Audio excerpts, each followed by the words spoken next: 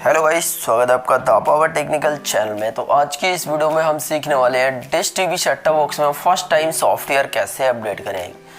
जैसे कि अगर आपके सेट टॉप बॉक्स में कई बार इश्यूज आते हैं, सेट टॉप बॉक्स में प्रॉब्लम्स आती हैं, जैसे कि हैंगिंग का इशू है, कई तरीके के अगर इश्यूज आपको लगते हैं और आपको लगता है कि आपके सेट टॉप बॉक्स में सॉफ्टवेयर की कमी है या कई बार सॉफ्टवेयर अपडेट करने पर चल जाता है, जो टेक्नीशियन आते हैं वो सॉफ्टवेयर अपडेट कर देते हैं, उसके बाद में आपके जो सेट टॉप बॉक्स हैं वो चल जाते हैं। तो कई बार हमारी जो टीवी की स्क्रीन है वो ब्लैंक होती है या डिश टीवी ओनली फॉर लिखा आता है, उस पर कोई फ़ोटो वगैरह नहीं आती है। तो ऐसी कंडीशन में आपको सॉफ्टवेयर अपडेट कैसे करना है तो मैं आपको बताने वाला हूँ। जैसे मेरे घर पे अभी जो चल रहा है डिश टीवी का सेट टॉप बॉक्स चल रहा है और मेरे पास दो डिश टीवी के मॉडल्स अभी आप देख रहे हैं। पहला मॉडल हो गया मेरे पास जो 7000 है, ये 7000 मॉडल, और एक हमारे पास जो हैगा दूसरे मॉडल का जो आप यहाँ पे आप देख रहे हैं, जो कि ये हैगा 5008 मॉडल।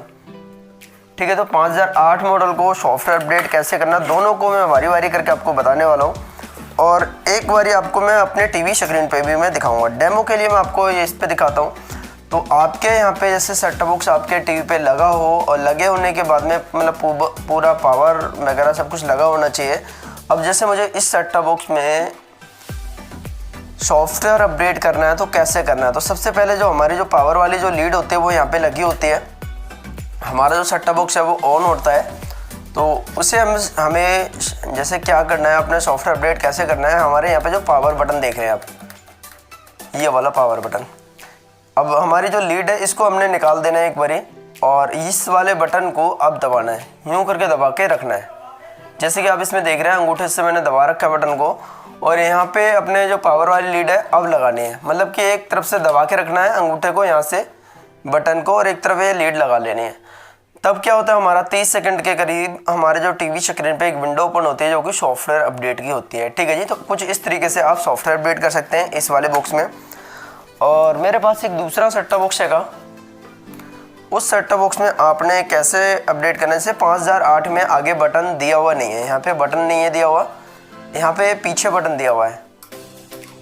सेम प्रोसेस है, ऐसे ही आपने इस वाले बटन को ऐसे दबा के रखना है, ये बटन दबा दिया और पावर वाला अडेप्टर अपने लगा लेना है। तो अपने लगा लेना और 15-20 सेकंड के बाद में जो है अपना जो सॉफ्टवेयर का विंडो है हमारे टीवी स्क्रीन पे आ जाएगी।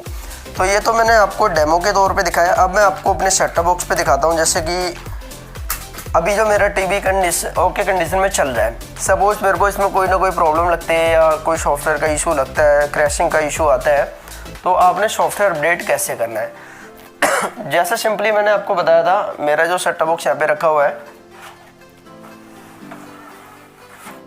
ये सेट टॉप बॉक्स जो आ गया। अब इस सेट टॉप बॉक्स में अभी देखो चल रहा है और इसकी मैं पावर वाली लीड एक है जो निकालूंगा यहाँ पे जो लगी हुई है, और उसके बाद में पावर का जो बटन है यहाँ पे इस पे ऊपर की तरफ दिया हुआ है, यहाँ पे ये हैगा मेरे पास जो लगा हुआ है 5004 मॉडल लगा हुआ है। डिश टीवी का कोई भी सेट टॉप बॉक्स मॉडल लगा हो और आपने सॉफ्टवेयर अपडेट करना है तो कैसे करना है, आपने पावर का बटन एक बार दबा के रखना होता है। जैसे सिंपली आप देखते रहना, मैंने ये लीड निकाली, टीवी मेरा बंद हो गया, पावर वाला जो बटन है वो मैंने यूँ करके दबाया एक अंगूठे से और जो लीड है पावर वाली वो मैंने अब लगा देनी है। अब कुछ ही देर के लिए वेट करना है जब तक हमारा सेट टॉप बॉक्स ऑन नहीं हो जाता और दबा के रखना है पावर वाला बटन, जो मैंने ये बटन दबाया हुआ है ऐसे ही आपने दबा के रखना है। अब देखो हमारे जो टीवी स्क्रीन पे हमारी जो विंडो ओपन होती है वो ओपन हो चुकी है। तो इसी विंडो की मैं आपसे बात कर रहा था कि हमारी जो विंडो है वो ओपन हो जाएगी और इस विंडो को ओपन होने के बाद में हमारा जो सेटिंग्स, कुछ लोगों की सेटिंग्स ख़राब हो जाती हैं, कई लोगों के सेटिंग्स में सॉफ्टवेयर अपडेट के बाद में ख़राब हो जाते हैं, तो सेटिंग्स ये वाली ज़रूर चेक कर लें आप।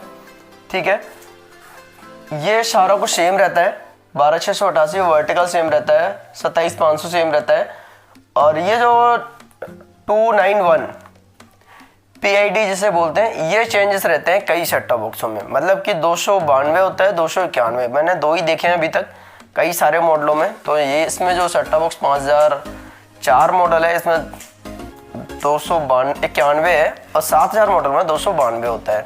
ठीक है जी, ये सारा कुछ आपको मैंने बता ही दिया है। आपको अब क्या करना है, यहाँ पे अपने डाउन करना है रिमोट से, ये जो डाउन का की है उसके बाद में अपने स्टार्ट पे लाके ओके कर देना है। आपका जो सेट टॉप बॉक्स है सॉफ्टवेयर लेने लग जाएगा, कोई भी इशू नहीं होगा। विदाउट इशू के आपका जो सेट टॉप बॉक्स है सॉफ्टवेयर अपग्रेड हो जाएगा। कोई भी, जैसे कि कुछ लोगों का सेट टॉप बॉक्स क्या होता है, क्रैशिंग हो जाता है, सॉफ्टवेयर क्रैश हो जाता है, कई बारी प्रॉपर सॉफ्टवेयर होके नहीं आता है डिश टीवी की तरफ से।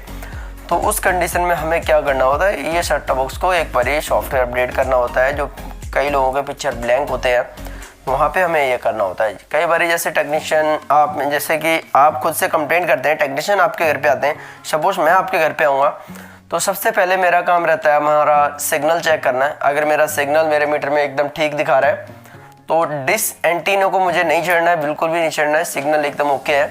आप सिग्नल कुछ इस तरीके से चेक कर सकते हैं अपने एंटीने पे सॉफ्टवेयर की मदद से।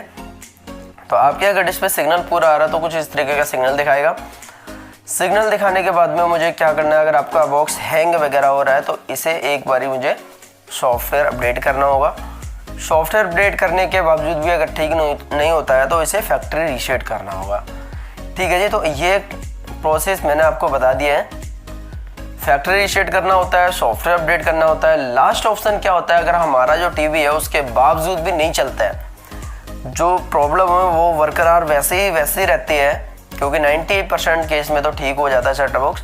अगर आपकी प्रॉब्लम जो मतलब कि ठीक होती ही नहीं है मेरे से भी, तो उस कंडीशन में लास्ट ऑप्शन ये आता है कि मुझे सेट टॉप बॉक्स दूसरा आपको देना होता है, पुराना बॉक्स लेना होता है, फिर आपका रिप्लेसमेंट में दूसरा बॉक्स मुझे देना होता है। उसी कंडीशन में मतलब कि मुझे पहले पूरी अपनी तसल्ली करनी होती है कि आपका सेट टॉप बॉक्स में ही फॉल्ट है, या अपना डिश में फॉल्ट है, या इसके सॉफ्टवेयर में फॉल्ट है, या इसको फैक्ट्री रीसेट करने के बाद में मेरा सेट टॉप बॉक्स जो है वो ठीक हो जाएगा। तो ये सारे पॉइंट बहुत ही ज़्यादा चेक करने के हैं। और आपको एक जो चेक करने का पॉइंट मैंने बता दिया आपको अपने सेट टॉप बॉक्स को, कि आपकी जो सिग्नल क्वालिटी है वो आप देख सकते हैं 80+ है, तो 80+ ही रहनी चाहिए। आपका सेट टॉप बॉक्स एकदम ओके चलेगा, कोई भी इशू नहीं आएगा। ठीक है, सिग्नल चेक करने का सबसे बड़ा फॉर्मूला, सबसे अच्छा तरीका मैंने आपको ये बता दिया है। लेकिन आपने इस सेटिंग्स में कोई भी चेंजेस नहीं करने हैं। ठीक है जी, अगर आपके सिग्नल्स आ रहे हैं तो कुछ भी चेंज नहीं कर रहे हैं। सिग्नल्स नहीं आ रहा है तो आपने PID को 92 है, 91 है, 92 करके देखनी है, 292, बस इतना ही करना है आपने। अब सेट टॉप बॉक्स जैसे ही सॉफ्टवेयर अपडेट लेगा, हमारा जो सेट टॉप बॉक्स है ऑटो रीस्टार्ट हो जाएगा। उसमें हमने कुछ भी नहीं करना है, 2 मिनट वेट करना है, हमारा जो सॉफ्टवेयर है 2 मिनट के बाद में अपडेट हो जाएगा ऑटो मोड पे। तो फ्लैशिंग राइटिंग यहाँ पे आ चुका है, इंस्टॉल हो रहा है सॉफ्टवेयर। और कई मॉडल अलग अलग होते हैं, जैसे 7000 मॉडल अलग मॉडल हो गया तो उसमें 2 बार डाउनलोड होता है। ठीक है जी, ये ध्यान में रखना है। पहले पॉइंट वो होगा एक पॉइंट करके डाउनलोड, उसके बाद में जब दूसरी बार डाउनलोड होगा वो 5 पॉइंट करके डाउनलोड होंगे, मतलब 5 पॉइंट आगे बढ़ेंगे। तो आपका जो है सेट टॉप बॉक्स कुछ इस तरीके से ऑन हो जाएगा। जैसे सॉफ्टवेयर पूरा लेने के बाद में कोई भी प्रॉब्लम होगी आपकी शॉर्ट आउट हो जाएगी इस तरीके से। बाकी आपको फैक्ट्री रीसेट के लिए मैंने आपको बता ही दिया है कि किस तरीके से आपको फैक्ट्री रीसेट करना है। दूसरी वीडियो में आपको यहाँ पे डेमो के तौर पे एक बारी मैं बता ही दूंगा कि आपको फैक्ट्री रीसेट कैसे करना है। जैसे कि मेरा जो टीवी है वो चल गया है, और टीवी चलने के बाद में यहाँ पे मुझे क्या करना है, अपने मेन्यू का बटन दबाना है। मेन्यू बटन ये होता है, मेन्यू लिखा है, कई जगह होम लिखा होता है, कई जगह अदर रिमोट में कहीं और भी मेन्यू बना होता है। अगर आपका इस तरीके का मॉडल का सेट टॉप बॉक्स है, इस मेन्यू कुछ इस तरीके का खुलता है, कहने का मतलब कोई भी मॉडल हो, मेन्यू अगर इस तरीके से खुलता है तो आपने माई डिश टीवी पे जाना है, ओके करना है, और टूल्स वाले ऑप्शन पे जाना है, ओके करना है, और यहाँ पे फैक्ट्री रीसेट पे जाना है, ओके करना है, और यहाँ पे जो नो लिखा आ रहा है इसको अपने राइट का बटन दबाना है, यस हो जाएगा, यहाँ पे स्टार्ट पे लाके ओके कर देना है। तो आपने यही सारा कुछ सेटिंग्स आपने फॉलो करनी है, आपकी जो टीवी है 100% ठीक हो जाएगी। और आपने एक चीज़ में आपको और मैं बता दूं, आपके अगर सिग्नल्स में कोई भी दिक्कत आती है, कहने का मतलब है आपके कुछ भी जैसे चैनल्स कुछ चैनल्स प्रॉब्लम करते हैं, तो आपने यहाँ पे देख रहे हैं ग्रीन और रेड बटन, मैं यहाँ पे ग्रीन और रेड बटन प्रेस किया, मेरे सामने कुछ इस तरीके की विंडो ओपन हो जाएगी ऑटो मोड पे। यहाँ पे हमारी जो विंडो ओपन होने के बाद में यहाँ पे हमें येलो बटन अगर प्रेस करते हैं, तो येलो बटन प्रेस करने के बाद में हमारा जो ट्रांसपोर्टर है कुछ इस तरीके से ग्रीन होने लग जाएंगे। ग्रीन होने का मतलब ये है कि हमारे जो सिग्नल्स है वो हमारे सभी ट्रांसपोर्टरों में आ रहे हैं, छतरी से नहीं आ रहे हैं, वो यहाँ पे चेक हो जाते हैं। अगर किसी भी ट्रांसपोर्टर पे रेड रहता है तो ऊपर से अलाइनमेंट का इशू होता है कि डिश एंटीना में सिग्नल कुछ कम रिसीव हो रहा है, किसी किसी ट्रांसपोर्टर पे सिग्नल कम रिसीव होता है तो वहाँ पे हमें अलाइनमेंट की ज़रूरत होती है, सिग्नल बढ़ाने की ज़रूरत होती है।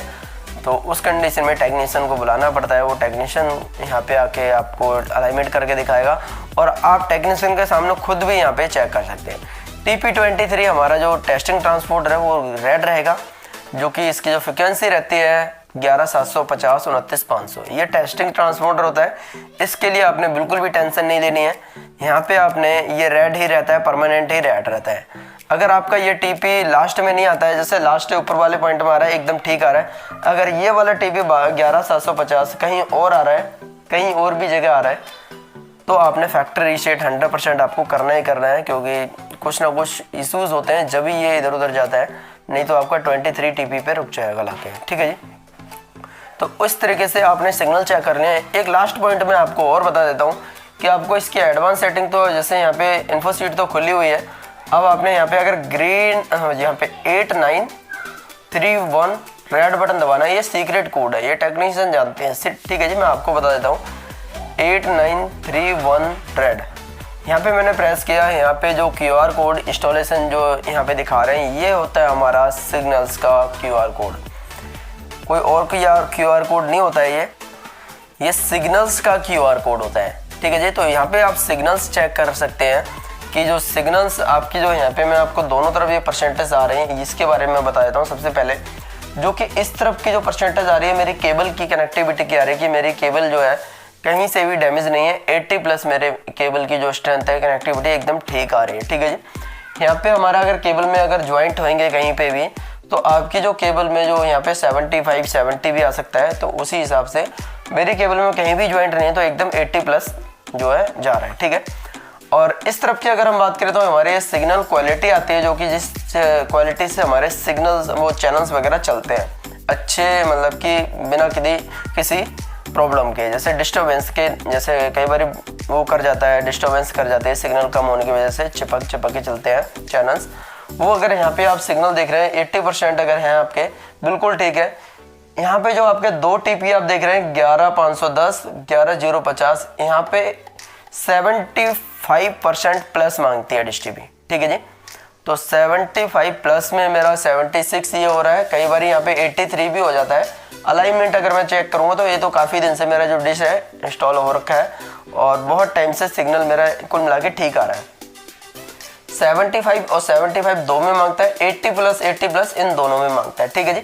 ये आपने ध्यान में रखना है। अगर ये आपका एकदम ओके है तो आपके डिश पे कोई भी इशू नहीं है, सिग्नल्स एकदम आपका पूरा आ रहा होगा और आपके चैनल्स भी एकदम ठीक आ रहे होंगे। तो छोटी सी इन्फॉर्मेशन आपको कैसे लगी प्लीज़ कमेंट्स जरूर करना। वीडियो अच्छे लगी हो तो प्लीज़ वीडियो को लाइक ज़रूर कर देना। आप हमारे चैनल पर नए हो तो प्लीज़ चैनल को सब्सक्राइब जरूर करते हुए जाना है।